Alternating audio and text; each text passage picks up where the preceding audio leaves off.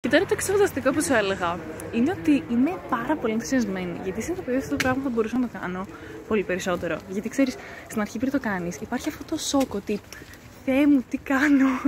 Θεέ μου, θα με βλέπουν, θα με κρίνουν, ποιος ξέρει τι θα σκέφτεται. Δηλαδή, είναι πολύ διαφορετικά τα πράγματα όταν απλά το σκέφτεσαι as an outsider, δηλαδή μόνο απ' έξω. Τώρα όμως που το δοκίμασα, είναι πολύ πολύ διαφορετικό.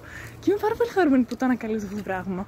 Γιατί συνειδητοποιώ ότι είναι βέβαια, ξεκάθαρα κάτι που θα έκανα. Οπότε είμαι πολύ χαρούμενη. Γιατί ξέρεις, θέλω να προσεγγίσω αυτούς τους ανθρώπους. Θέλω να βρω τους ανθρώπους μου, τους ανθρώπους που πραγματικά θα είναι παθιασμένοι για αυτό το σκοπό που έτσι κι αλλιώς είναι έμφυτος. Είναι η φυσική μας κλίση να συμβεί. Γιατί είναι σε όλους αυτούς τους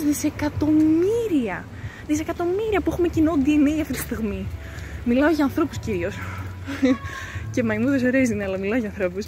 Μέσα σε όλους αυτούς τους ανθρώπους είμαι σίγουρη ότι υπάρχουν αυτοί οι οποίοι έχουμε αυτή την κοινή τάση. Είναι η φυσική μας εξέλιξη το να πάμε για να πετύχουμε αυτή την υλοποίηση της πραγματικότητας στον κόσμο μας. Οπότε, για αυτό το λόγο συνειδητοποιώ και είμαι full χαρούμενη γι' αυτό, ότι είναι υπέροχο το ότι μπορώ έτσι να προσεγγίζω ανθρώπους και να βλέπω ότι δες ποια είμαι αυτή τη στιγμή.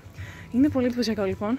Είμαι πολύ χαρούμενη που βρήκα αυτό το μέσο επικοινωνίας μαζί τους και είμαι σίγουρη ότι θα το συνεχίσω. Είμαι σίγουρη, το αγάπησα αυτό το πράγμα. Δηλαδή, να μην μιλάω στους ανθρώπους με ένα κείμενο και γράφω, να τους στέλνω εμένα, όσο γίνεται περισσότερο αυτό που είμαι. Γιατί, και θα μου πεις, είναι ένα βίντεο.